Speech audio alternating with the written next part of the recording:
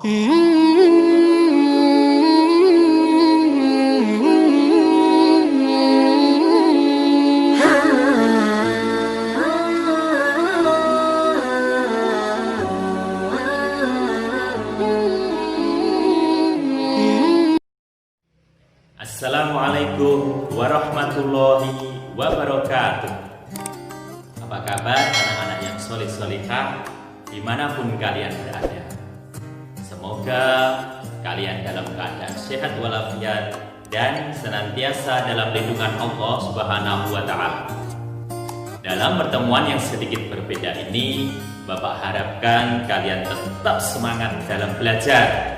Dirikan sholat 5 waktu, bantu kedua orang tuamu semampu, dan jangan lupa menjalankan ibadah sunnah yang lainnya.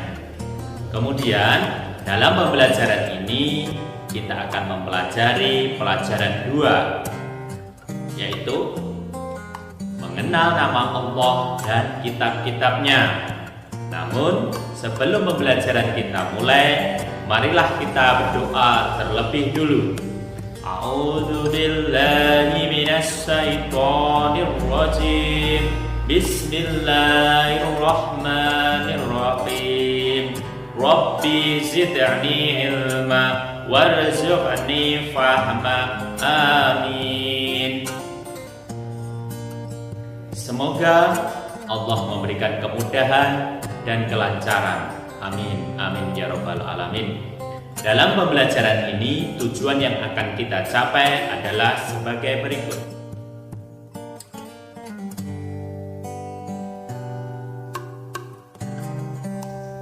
Tujuan pembelajaran 1. Siswa mampu meyakini adanya Allah Subhanahu wa Ta'ala yang maha mematikan, maha hidup, maha berdiri sendiri, dan maha esa. 2. Siswa mampu menunjukkan sikap berani, peduli, mandiri, dan teguh pendirian sebagai implementasi dari Asmaul Husna, Al-Mumit, Al-Hayyu, Al-Qayyum, dan Al-Ahad. Mengenal nama Allah dan kitabnya. Allah Subhanahu wa Ta'ala memiliki 99 nama. Pada pelajaran ini akan kita kemukakan 4 saja. A. Mengenal nama-nama Allah Subhanahu wa Ta'ala. Yang pertama, mengenal Allah Subhanahu wa Ta'ala melalui Asmaul Husna. Yang pertama, Al-Mumit. Al-Mumit artinya yang maha mematikan. Allah berfirman dalam Ali Imran ayat 185, Bismillahirrahmanirrahim, Kullu nafsin dha'iqatul maut. Yang artinya tiap-tiap yang bernyawa pasti akan mati. Oleh karena itu, kematian tidak dapat dihindari manusia. Kematian bukan sesuatu yang ditakuti. Akan tetapi, kematian adalah tangga menuju kebahagiaan abadi. Yang kedua, Al-Hayyu. Al-Hayyu artinya yang maha hidup, mengandung arti bahwa Allah hidup kekal selamanya. Hidup atau mati dalam kekuasaan Allah Subhanahu wa Ta'ala. Misalnya, orang yang sedang sakit parah, namun Allah berkehendak dia menjadi sehat walafiat, bisa beraktivitas seperti sedia kala. Begitupun sebaliknya, orang yang sehat walafiat, tidak lama kemudian terdengar kabar dia telah meninggal dunia karena sesuatu hal, misalnya sakit jantung atau yang lain. Dan kita sebagai manusia harus berdoa kepada Allah. Ya Allah, ya Hayyu, wahai Tuhan yang maha hidup, hidupilah kami dalam keselamatan dan kemanfaatan. Yang ketiga yaitu Al-Qayyum. Al-Qayyum artinya yang maha berdiri sendiri, mengandung arti Allah Subhanahu wa Ta'ala itu berdiri sendiri untuk selama-lamanya. Allah Subhanahu wa Ta'ala memberikan pendidikan kepada manusia supaya hidup tidak selalu bergantung kepada orang lain. Yang keempat yaitu Al-Ahad.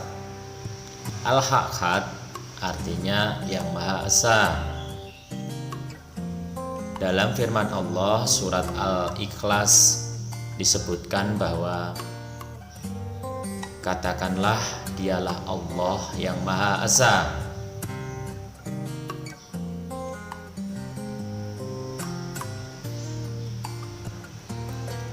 Disebut pula dengan Al-Wahid, artinya yang Maha Tunggal, tak ada sekutu baginya.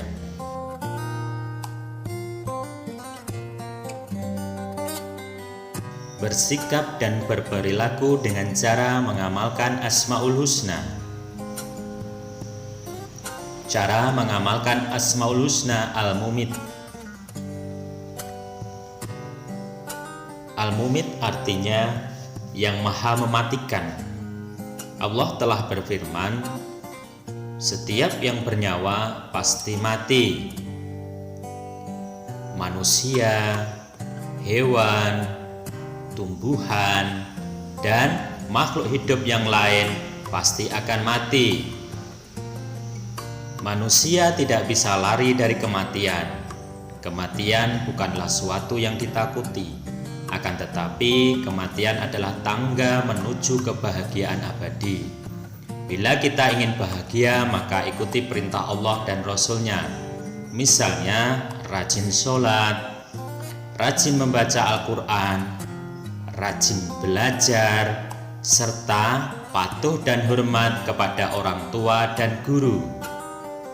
Kemudian rajin sedekah dan jauhi yang dilarang oleh Allah dan Rasul-Nya, misalnya minum-minuman keras, memakai narkoba, mencuri, berkelahi, dan menyakiti hati orang lain. Selain itu, biasakan berdoa kepada Allah Subhanahu wa Ta'ala. Ya Allah, ya Mumit, Tuhan yang mematikan, matikanlah kami nanti dalam keadaan husnul khotimah. Amin. Cara mengamalkan Asmaul Husna Al-Hayyu. Al-Hayyu artinya yang Maha Hidup.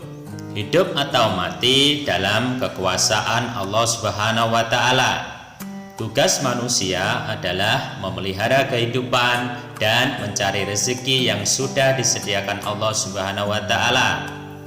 Misalnya, makan dan minum secara teratur, jangan berlebihan, dan selalu memelihara kebersihan agar tetap sehat. Sedangkan untuk membantu kelangsungan hidup orang lain, misalnya bersedekah, beri makan, beri minum, dan membantu kesehatan orang lain yang membutuhkan. C. Mengamalkan Asmaul Husna Al-Qayyum. Al-Qayyum artinya yang Maha Berdiri Sendiri. Allah memberikan pendidikan kepada manusia supaya hidup tidak selalu bergantung kepada orang lain. Hidup harus punya semangat mandiri dalam segala situasi dan kondisi, seperti pepatah yang menyatakan berdiri di atas kaki sendiri.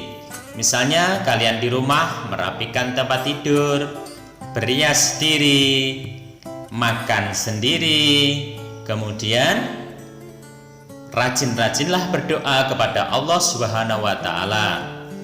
Ya Allah, ya Qayyum, wahai Tuhan yang Maha Berdiri Sendiri, jadikanlah hidup kami tidak selalu bergantung kepada orang lain. Amin.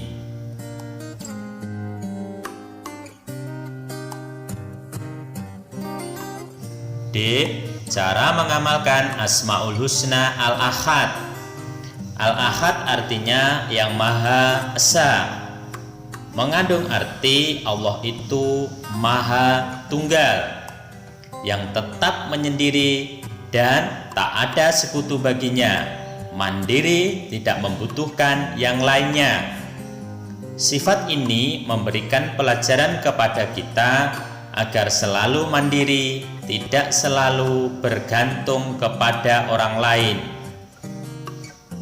Misalnya mandi sendiri, kemudian memakai baju sendiri, makan sendiri, belajar sendiri. Dan rajinlah berdoa kepada Allah. Ya Allah, Engkaulah Tuhan satu-satunya, tiada sekutu bagimu. Engkau tempat meminta, jadikanlah kami dapat hidup mandiri. Amin. Demikian pembelajaran ini, semoga bermanfaat dan menambah ketakwaan kita kepada Allah Subhanahu wa Ta'ala. Wassalamualaikum